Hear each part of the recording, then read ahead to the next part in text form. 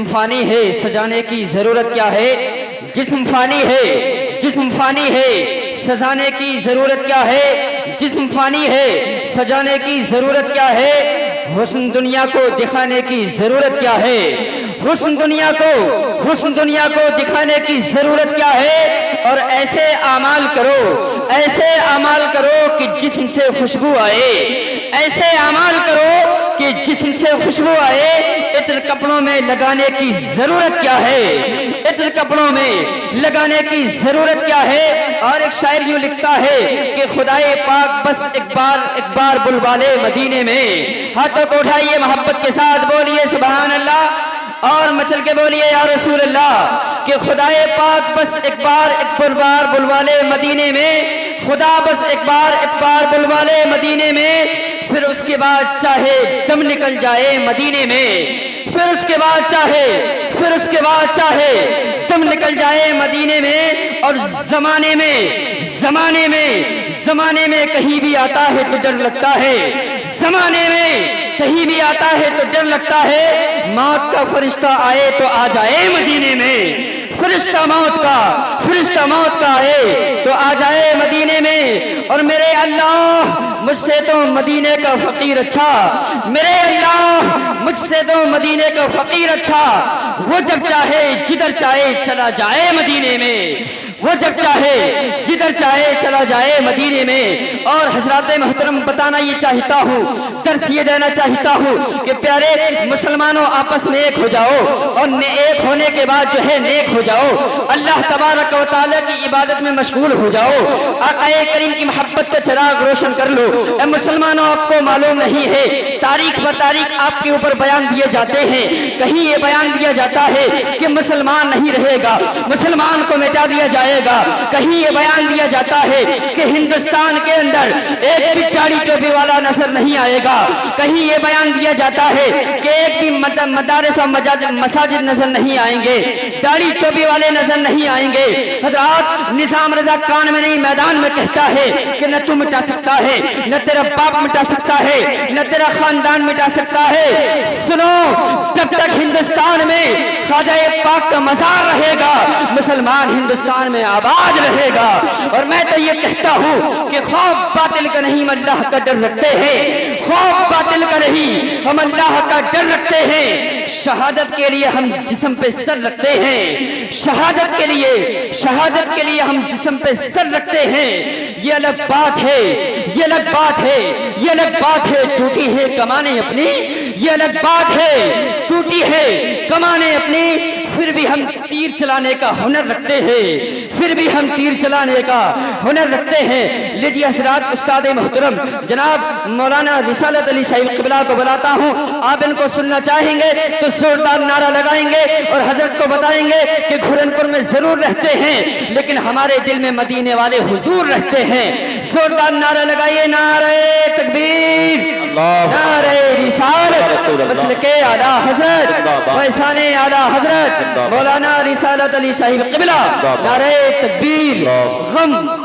गम सभी ज़माने के लोग भूल जाते हैं। गम सभी ज़माने के लोग भूल जाते हैं। दिल के पाक आंगन में फूल मुस्कुराते हैं और हम रहमतों की बारिश में खूब नहाते हैं जब आप ज़िक्र मुस्तफ़ा सुना। व अला आलिहि व अस्हाबिहि अजमईन, अम्मा बअद फ़अऊज़ु बिल्लाहि मिनश शैतानिर रजीम, बिस्मिल्लाहिर रहमानिर रहीम। या अय्युहल्लज़ीना आमनू क़ू अनफुसकुम व अहलीकुम नारा वक़ूदुहन नास वल हिजारा आमन्तु बिल्लाहि सदक़ल्लाहुल अलियुल अज़ीम व बल्लगना रसूलुहुन नबियुल अमीनुल करीम व नहनु अला ज़ालिका लमिनश शाहिदीना व शाकिरीन वल्हम्दुलिल्लाहि रब्बिल आलमीन।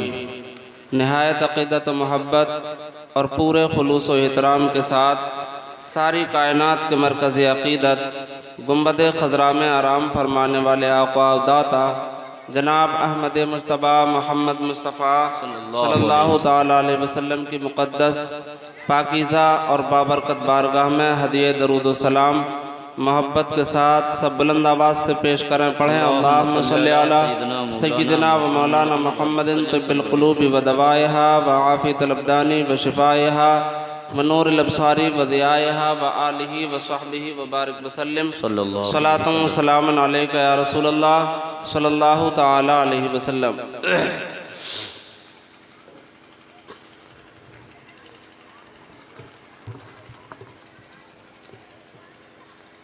हज़रात,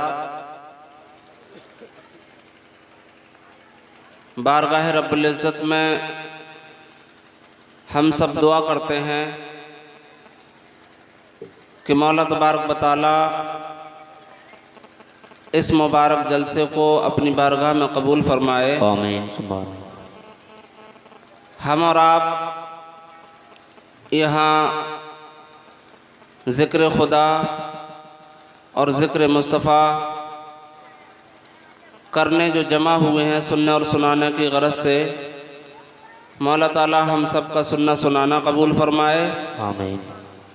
और जिन मरहुमा यानी जनाब नवाब भाई की वालदाए मरहुमा के ईसाल सवाब की गरज से ये महफ़िल मुनक़्क़िद की गई है, बारगाह मौला ताला में दुआ है कि अल्लाह तबारक व तआला उनकी बख्शिश व मग़फ़िरत फरमाए। आमीन।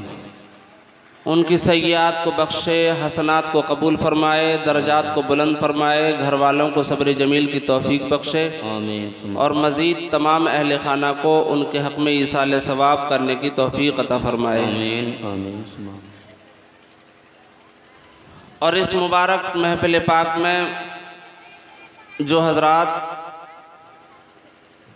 मेहमानों की हैसियत से जलसे को ख़िताब करने हाज़िर हुए हैं, हमारी आपकी सबकी कोशिश होनी चाहिए कि उनकी सुनी हुई बातों पर अमल का जज्बा हमारे दिल में रहे और इस नीयत और इस इरादे से सुने कि सुनने का फ़ायदा, जलसे में हाज़िर होने का मकसद जब पूरा होगा, जब इस जलसे से हम जाएं तो हमें कुछ हासिल हो जाए और इस जलसे के बाद हमारे लिए अमल की दौलत नसीब हो जाए। आमीन। हज़रात, आज की इस मुबारक महफ़िल पाक के खुसूसी ख़तीब हज़रत अल्लामा मौलाना मोहम्मद शकील अहमद साहब बुलंदशहरी आपके गांव घूरनपुर में तशरीफ़ ला चुके हैं और इंशाअल्लाह बहुत जल्द मेंबर नूर पर तशरीफ़ लाएंगे। उनका ख़िताब नूरानी बयान हम सबको समाअत करना है। एक मरतबा दुरूद शरीफ पढ़ लें। अल्लाहुम्मा सल्ली अला सय्यिदना मौलाना मुहम्मदिन व अला आलि सय्यिदना मौलाना मुहम्मदिन व बारिक वसल्लम। नाराए तकबीर, सलामुन अलैका या नाराए तकबीर, नाराए रिसालत, मसलके आला हज़रत, उलमाए अहले सुन्नत, शायर अहले सुन्नत सलीम रज़ा पीलीभीत। हज़रात, पीलीभीत शरीफ से आपके मेहमान शायर इस्लाम जनाब मौलाना सलीम साहब नूरी बैठ जाइए, तमाम मेंबर नूर पर रौनक अफरोज़ हो चुके हैं। उनकी बेहतरीन और शानदार लबो लहजे में नात पाक सल्लल्लाहु ताला अलैहि वसल्लम तमाम अहले महफ़िल को समाअत करना है। अल्लाहुम्मा सल्ली अला सय्यिदना मौलाना मुहम्मदिन व अला आलि सय्यिदना मौलाना मुहम्मद व बारिक वसल्लम सलातun व सलामुन अलैका या रसूलल्लाह सल्लल्लाहु ताला अलैहि वसल्लम। सामने से आया, सामने खड़े हैं वो आया। रिसालत मेरे आका की अगर मानी नहीं जाती, क्या बात है, वाह। रिसालत मेरे आका की अगर मानी नहीं जाती, ज़माने में खुदा की शान पहचानी नहीं जाती, ज़माने में खुदा की शान पहचानी नहीं जाती, और खुदा ने उनके चेहरे पर हजारों पर्दे डाले हैं, खुदा ने उनके चेहरे पर हजारों पर्दे डाले हैं।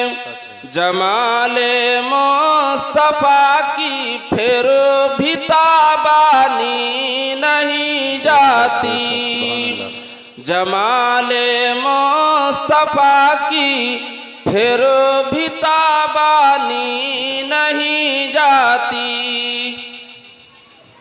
4 मिसरे पढ़ने से ये महसूस हुआ कि मौलाना सलीम साहब नूरी को जल्द पेश कर दिया जाए, यानी ना तो मनक़बत सुनने का ज़हन पब्लिक का कुछ ज़्यादा है। सुभान अल्लाह, सुभान अल्लाह।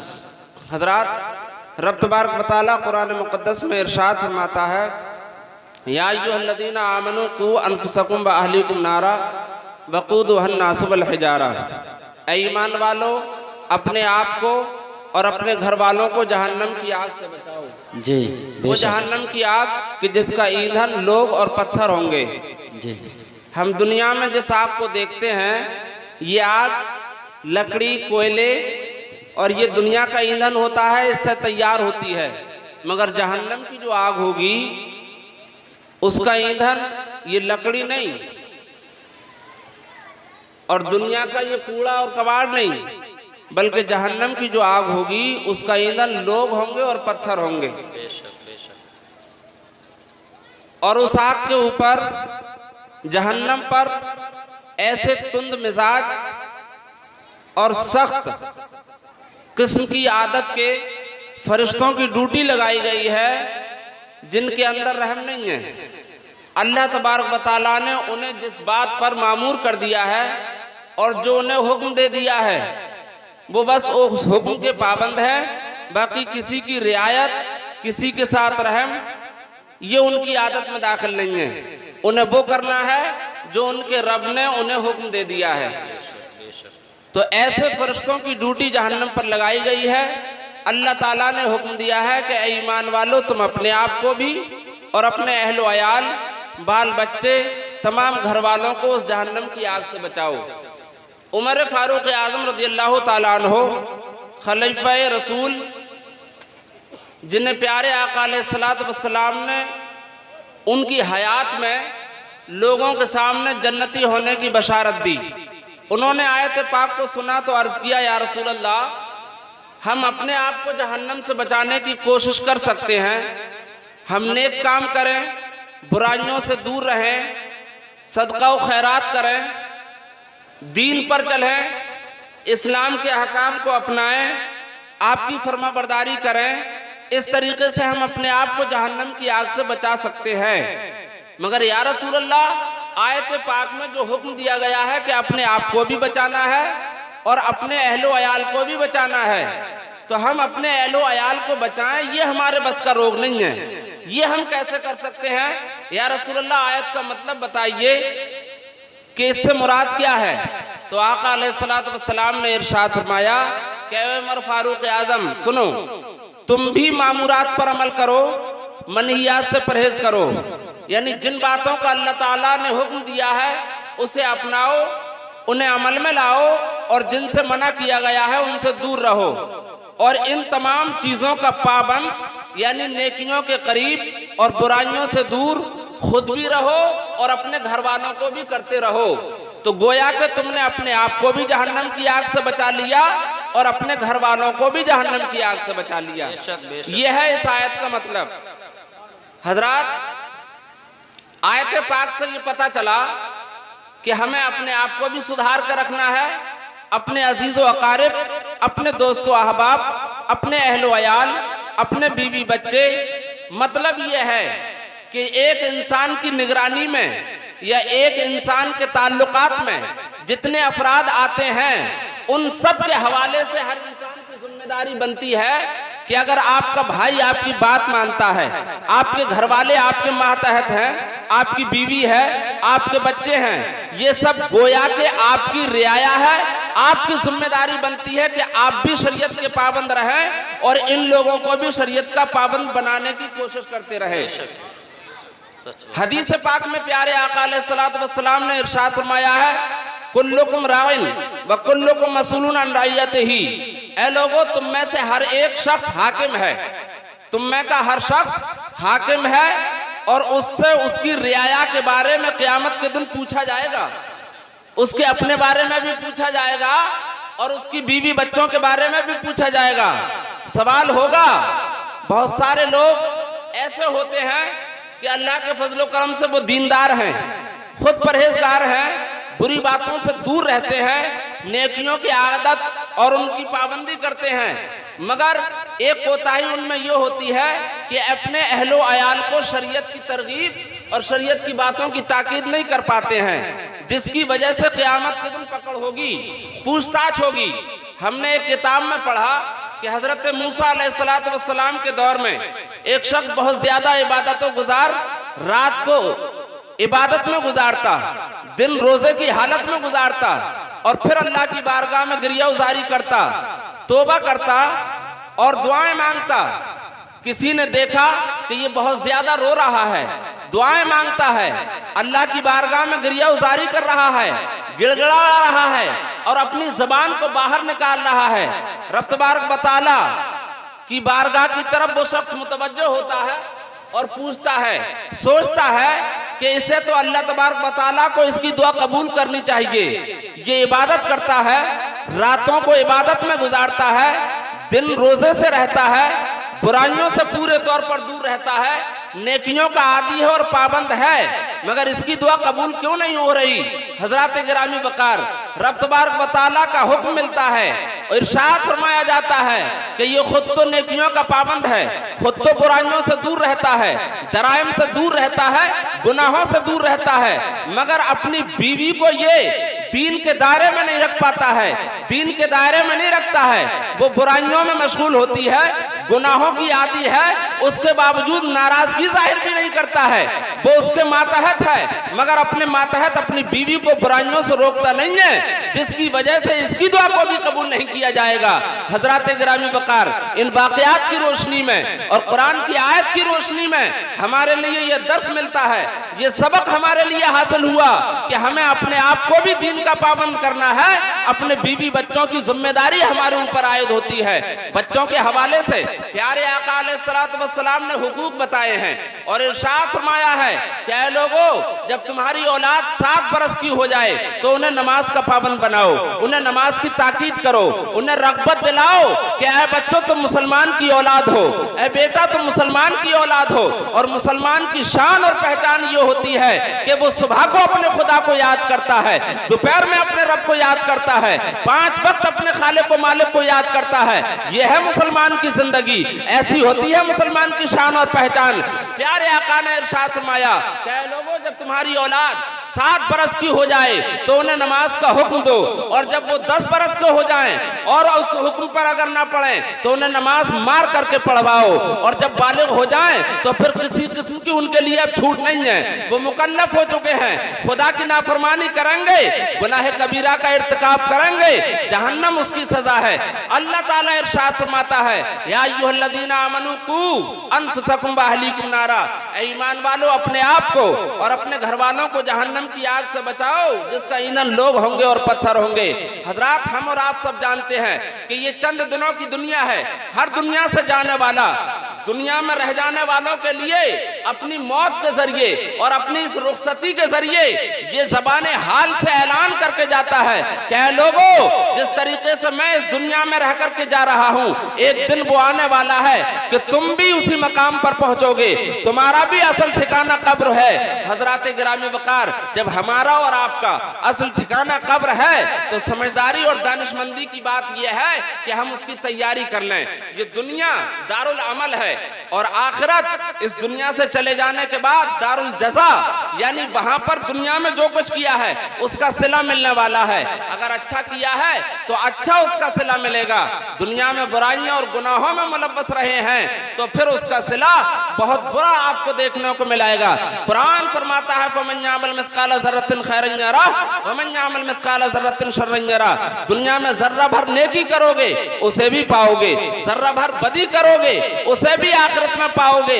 हजरात प्यारे आका अलैहिस्सलातु वस्सलाम ने इरशाद फरमाया है आखिरत की सबसे पहली मंजिल कब्र है, और इस कब्र के बारे में आका ने इरशाद फरमाया अल कब्र रौज़तुम मिन रियाज़िल जन्ना और हफरतुम मिन हुफरिल नार। आका इरशाद फरमाते हैं कि ये कब्र जन्नत की क्यारियों में से या तो एक क्यारी है या जहन्नम के गढ़ों में से एक गढ़ा है।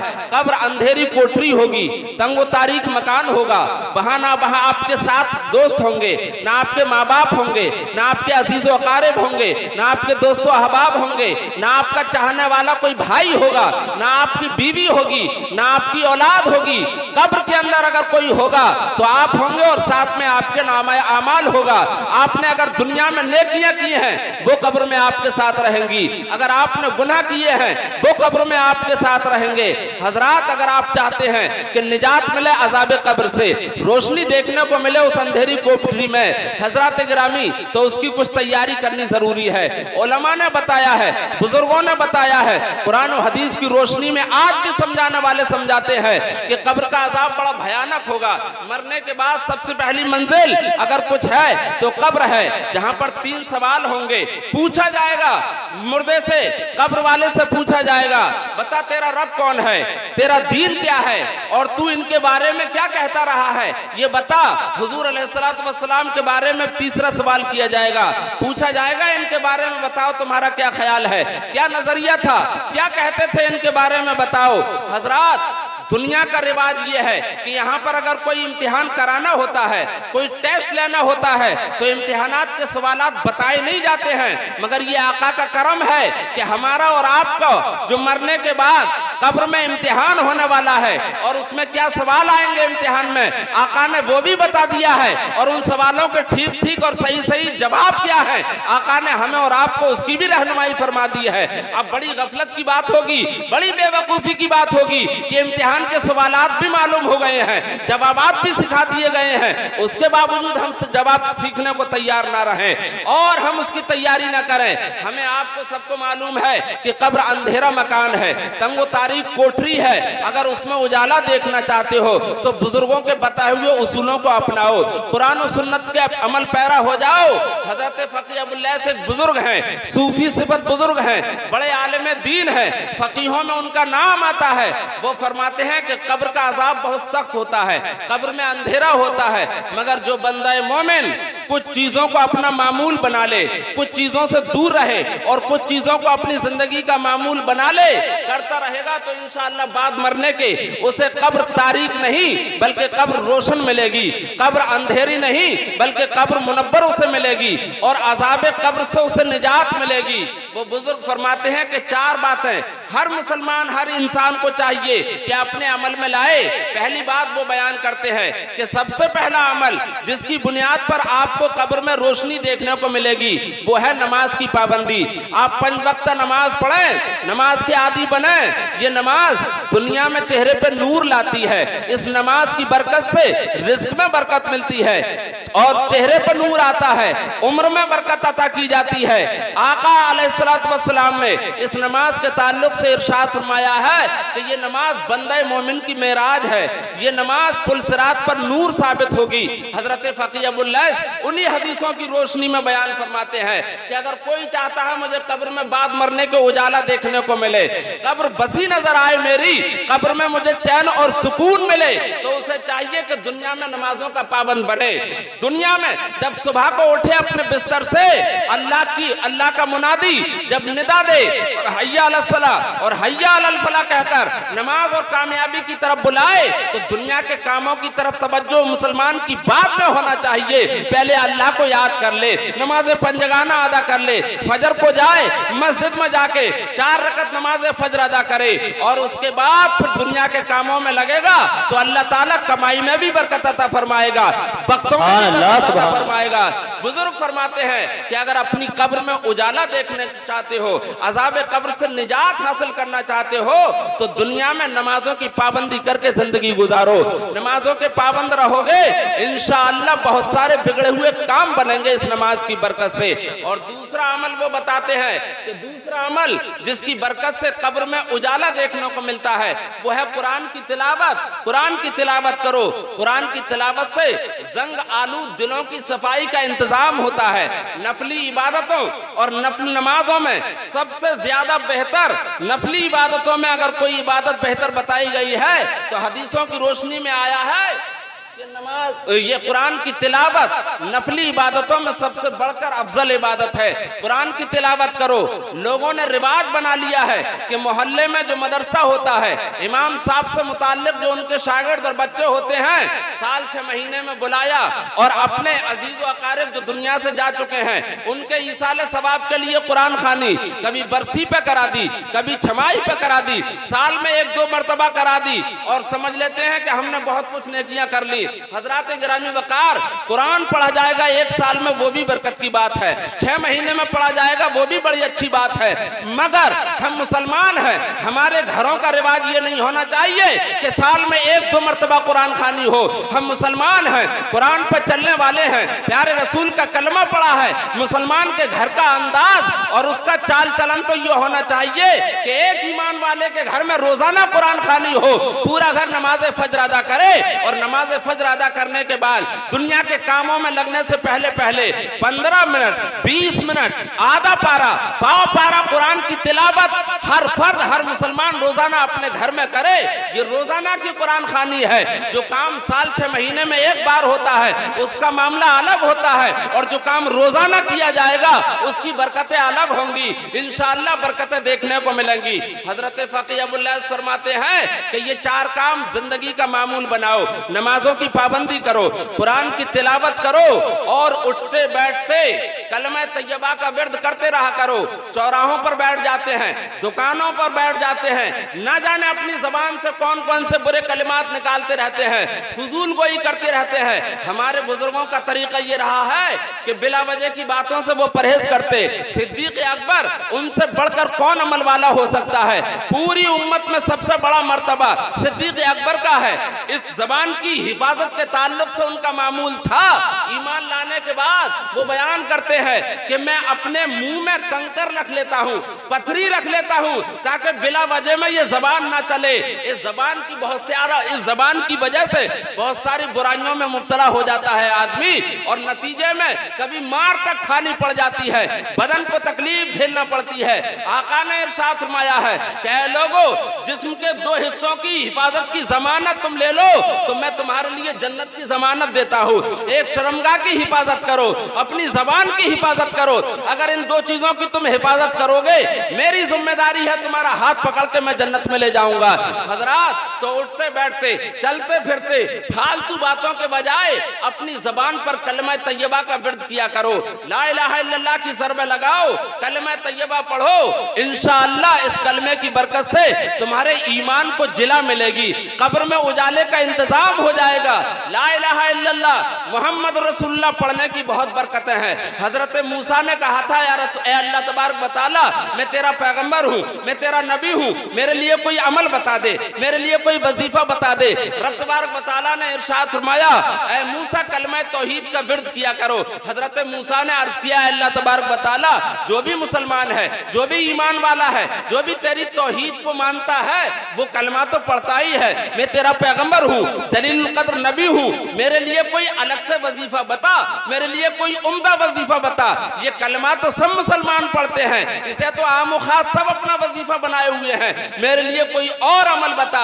अल्लाह तबारक व तआला ने इरशाद फरमाया, ऐ मूसा तुम्हें अभी मालूम नहीं है इसके पढ़ने में क्या बरकतें हैं। सुनो, 7 जमीनों 7 आसमान को तराजू के एक पल्ले में रख दिया जाए और कलमा तैयबा के पढ़े हुए विर्द और पढ़े हुए सवाब को एक कलमे में रख दिया जाए तो कलमा तैयबा वाला पल्ला भारी हो जाएगा। ऐ मूसा, इसमें बहुत सवाब है, इसमें बहुत सारे फायदे हैं। और आका ने इरशाद फरमाया है लिकुल्लि शैइन सकालतुल व सकालतुल क़ल्बि ला इलाहा इल्लल्लाह मुहम्मदुर रसूलुल्लाह। आका इरशाद फरमाते हैं हर चीज गंदी हो जाती है, घर मकान गंदा हो जाता है, बदन गंदा हो जाता है, ये लिबास गंदा हो जाता है, रास्ते गंदे हो जाते हैं। आका इरशाद फरमाते हैं कि लोगों हर चीज को साफ सुथरा करने का कोई ना कोई इंतजाम किया गया है, कोई ना कोई तरीका बताया गया है। बदन गंदा हुआ गुस्ल करना पड़ता है, जिस्म पर पड़े हुए कपड़े अगर गंदे हो जाते हैं उसे हम धो लेते हैं। घर मकान गंदा हो जाता है, रंगो रोगन करके उसमें चमक आ जाती है। इसी तरीके से दिल भी गंदा हो जाता है। ऐ लोगों, ये दिल जो गंदा हो जाता है, इस गंदगी को दूर न पानी से किया जा सकता है, न साबुन से किया जा सकता है। दिल की गंदगी के लिए दुनिया वालों ने किसी कोई फैक्ट्री नहीं बनाई है, कोई केमिकल तैयार नहीं हुआ है जिससे दिल की गंदगी दूर हो जाए। हजरात गिरामी वकार, प्यारे आका ने इरशाद फरमाया कि लोगों हर चीज गंदी हो जाती है और उसे साफ सुथरा करने का कोई जरिया और तरीका है। अगर दिल गंदा हो गया हो तो कलमा तैयबा पढ़ो, इंशाअल्लाह कलमे की बरकत से तुम्हारे दिल की गंदगी दूर हो जाएगी, दिल साफ सुथरा हो जाएगा। बारगाह रब्बुल इज्जत में दुआ है कि मौला तबारक व तआला हमें इन बातों पर अमल की तौफीक अता फरमाए। हजरात, दानिशमंदी इस बात की है, अक्लमंदी ये है कि आदमी आखिरत की तैयारी कर ले, मरने से पहले पहले, मरने के बाद की तैयारी कर ले। जो इन चीजों को अपना लेगा इंशाअल्लाह दुनिया में भी कामयाब हो जाएगा, आखिरत में भी कामयाब हो जाएगा। बुलबुल से बाहर हाल नशे मन न छुटेगा, बरक़े तपा के खौफ से गुलशन न छुटेगा। माहौल गर्चे अपने मुवाफिक ये नहीं है सरकार, मगर आपका दामन न छुटेगा, सरकार मगर आपका दामन न छुटेगा। नस्तगफिरुल्लाह रब्बी मिन कुल्लि ज़ंबिन व नतूबु इलैहि व मा अलैना इल्लल बलाग। अस्सलामु अलैकुम व रहमतुल्लाहि तआला व बरकातुहू।